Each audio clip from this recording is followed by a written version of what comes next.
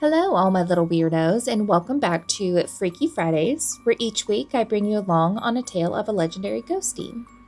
This week, you're getting a twofer, not just a ghostie, but a ghost and his ghostie object. Coming to you from the 17th century Dutch folklore, let me introduce to you the badass sea captain, Hendrik van der Decken, aka the Flying Dutchman. You may have heard of the Flying Dutchman that makes an appearance on SpongeBob SquarePants. Or you may remember him being Davy Jones in Pirates of the Caribbean, helping the lost souls at sea to the afterlife. But this man is a revolving door of mystery because he's got so many different adaptations. I chose this next adaptation because it is one of the Dutch versions, and to me, it best describes what happened to this guy and why he is now a ghostie. So, legend has it that Captain Hendrik van der Decken set sail with his crew and came up to the well-known and very well-hated for its weather, Cape of Good Hope. This place is a rocky headland that is located in the Cape Peninsula in South Africa and is known for its stormy weather and gravity-defying waters. In true Good Hope fashion, the weather was nasty by the time Hendrik and his crew reached it. But in true captain fashion, Hendrik said he ain't scared and he would never turn his ship around for anything, which that just scared the crew even more. And he was feeling like a badass. He was feeling really good. And as a typical sea captain does, he got sloppy drunk and got onto his crew for being a bunch of little bitches that are scared of some water. Eventually, the crew got tired of his shenanigans and tried to mob him, but Hendrik simply just shot the leader of the mob and threw him overboard. And this is where his cockiness gets him in trouble, because it is said that once the blood of the body hit the water, the storm cleared up. Clouds departed and a figure appeared on the boat in front of the sea captain. Some say it was God, while others say it was the devil. The figure tried to tell Hendrik about himself, make him see the light, and gather that basically he was being a prick. But Hendrik wasn't having that. He first threatened, and then he actually tried to shoot the figure. And I say tried because as soon as the bullet got about halfway to the figure, it turned right back around and went through Hendrik's own hand. And shaking its head in disgust, the spirit told the captain, "You and your ship are cursed and will sail restlessly forever. You can never anchor your ship. You will drink bile and your food will be red-hot iron," thus turning Captain Hendrik and his ship into a ghostie. But not just any old ghostie that goes boo, but a ghost that brings wreckage and despair to ships that pass it.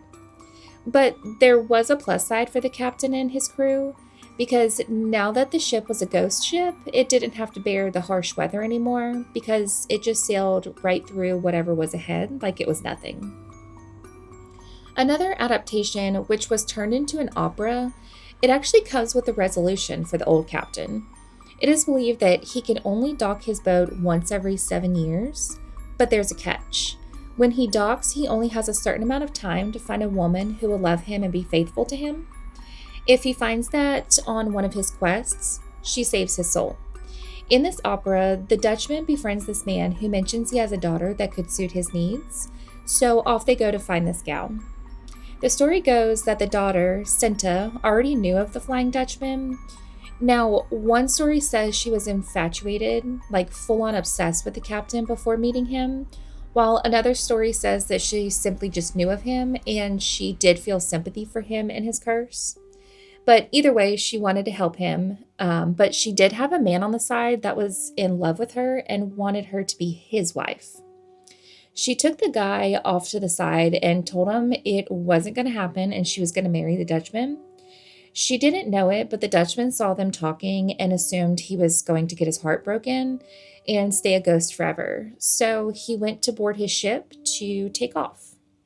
But you know what they say about assuming, because when she saw the haunted ship leaving the harbor, she took off running and found a cliff to jump off of so she could swim to the captain. But unfortunately, that plunge takes her life.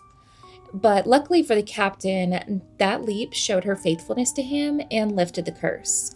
So Sentra gave her life so the Flying Dutchman could find peace. To hear the words "the Flying Dutchman" is enough to make any sailor's heart sink, because to see the ghost ship is considered a bad omen. The legend says that the ship signals bad juju, such as impending disasters, shipwreck, and death for sailors. A lot of sightings of the Flying Dutchman has been reported, including King George V in 1881 off the coast of Australia. He confessed to his sea log seeing a strange red light and a phantom ship glowing in the night. And with seeing the Dutchman comes disaster. So it was reported that one of the crew members fell to his death from the top mast later that same day. Some claim to hear voices, sometimes screams coming from the fog. Others have reported actually seeing the haggard faces of the Dutchman's crew. In true ghosty fashion, the Flying Dutchman can usually be seen where its disaster struck, which is the Cape of Good Hope. It is also said that if you come up to the ship, the crew will try to give you letters and messages to their loved ones back home. And it seems they are unaware that they are now ghosts on a ghost ship, as hundreds of years have passed and those said loved ones have been long gone. So that is the ghost story of the legendary Flying Dutchman. If you have any other ghosties you would like for me to do an episode on, drop a comment below. And until next time, bye!